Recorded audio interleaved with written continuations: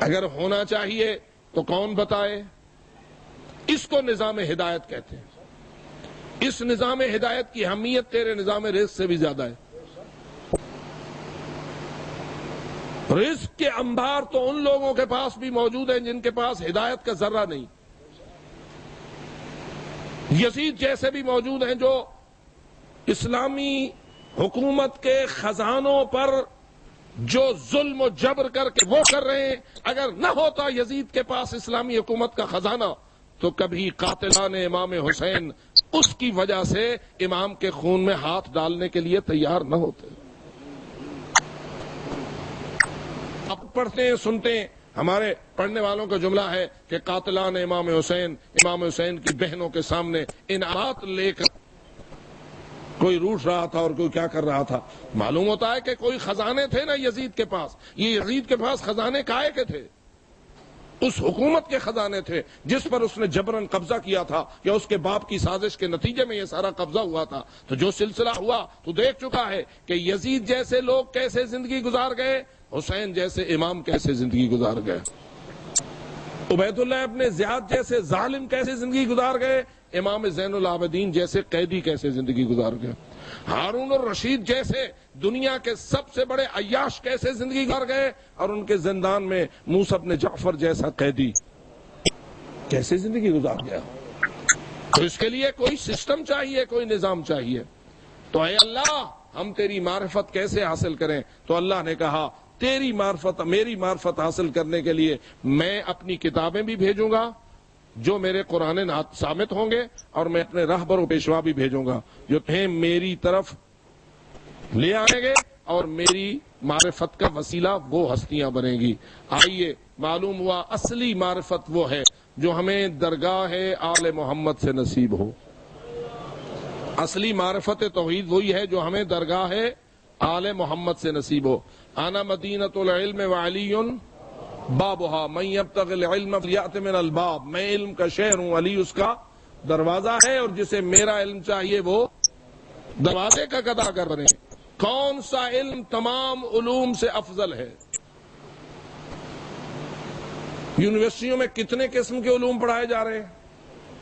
کالجوں میں کتنے قسم کے علوم پڑھائے جا رہے ہیں؟ انسٹیٹیوٹس میں، مختلف قسم کے تحقیقی اداروں میں، مختلف قسم کی درسگاہوں اور علمی مراکز میں کتنے قسم کے علوم اس دنیا پہ پڑھائے جا رہے ہیں۔ وہ سب علوم ہیں اپنے مقام پر، لیکن ان سب علوم سے افضل علم کون سا ہے؟ تو اس کا نام ہے علم التوحید۔ پتہ نہیں آپ سمجھیں یا نہیں سمجھیں؟ اس علم کا نام کیا ہے؟ علم التوحید۔ سات توحید و صفات توحید کا علم سب سے ٹاپ کلاس علم ہے چوٹی پر، اور یہی وجہ ہے کہ علم توحید میں محمد و آل محمد کا کوئی ثانی نہیں ہے۔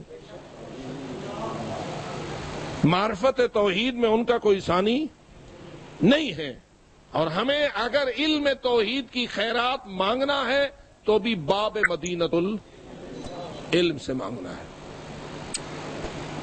وہ یہ فرماتے ہیں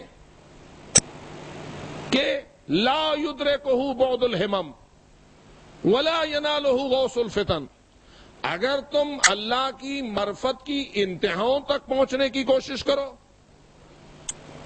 اور یہ سوچو کہ ہم اس کی کنہ حقیقت کو سمجھ لیں اور اس کے ادراک میں اس منزل تک پہنچ جائیں جس کے بعد پھر معرفت توحید کا کوئی ورق رہے ہی نہیں، تو یہ ناممکن ہے۔ یہ کیا ہے؟ ناممکن، محال۔ تیرے اور میرے بس کی بات تو بجائے خود یہ تو محمد مصطفیٰ کے بس کی بات بھی نہیں ہے۔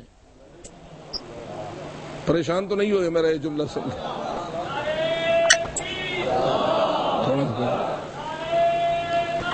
یا رسول اللہ۔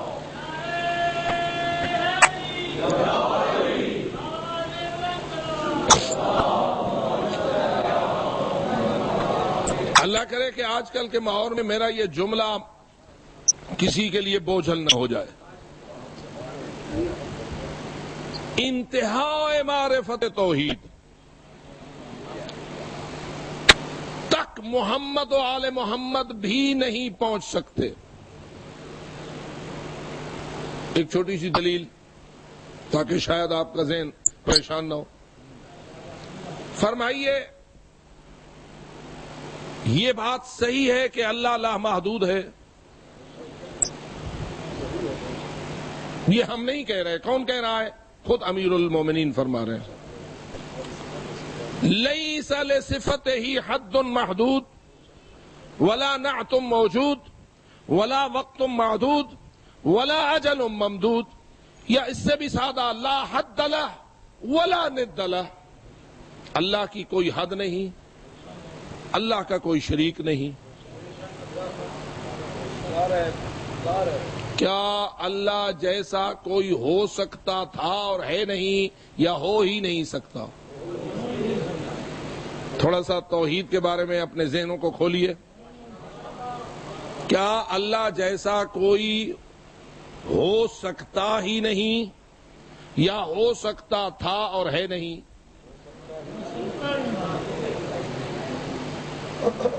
اچھا تھوڑا سا آپ کو پریشان کر رہا ہوں. محمد و آل محمد کا خالق کون؟ محمد و آل محمد کا کوئی ثانی اس نے پیدا کیا؟ جی نہیں کیا. علی جیسا کوئی دوسرا نہیں بنایا. محمد جیسا کوئی اور محمد نہیں بنایا. نہیں بنایا نا. بنایا تو نہیں ہے، لیکن کیا بنا سکتا ہے یا نہیں؟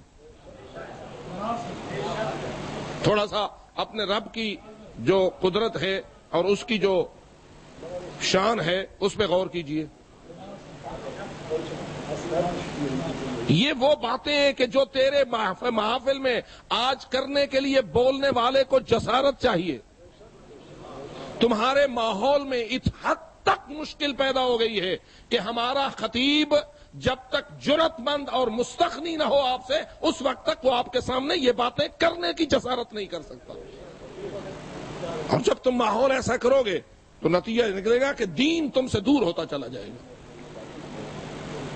حقیقتیں آپ کے سامنے کبھی اجاگر نہیں ہو سکیں گی. غور کر. وہ کون ہے جس کے متعلق علی فرماتے ہیں کفا be عزن in اکون look Abida وکفا be فخرا ان تکون لی ربا. میری عزت کے لیے اتنا کافی ہے کہ میں تیرا عبد ہوں، میرے فخر کے لیے اتنا کافی ہے کہ تو میرا رب.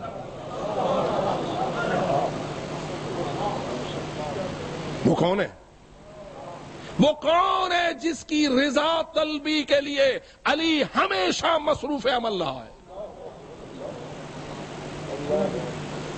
وہ کون ہے جس کو ام کلثوم بی بی بیٹی کہہ رہی تھی بابا آج مسجد میں نہ جائیے، کسی اور کو بھیج دیجئے تاکہ وہ جائے اور لوگوں کو نماز پڑھا دے. حوالہ آپ کو سمجھ آ گیا؟ 19 ماہ رمضان کی صبح چلے ہیں علی اپنے گھر سے. کس گھر میں تھے؟ حضرت ام کلثوم کے گھر میں تھے.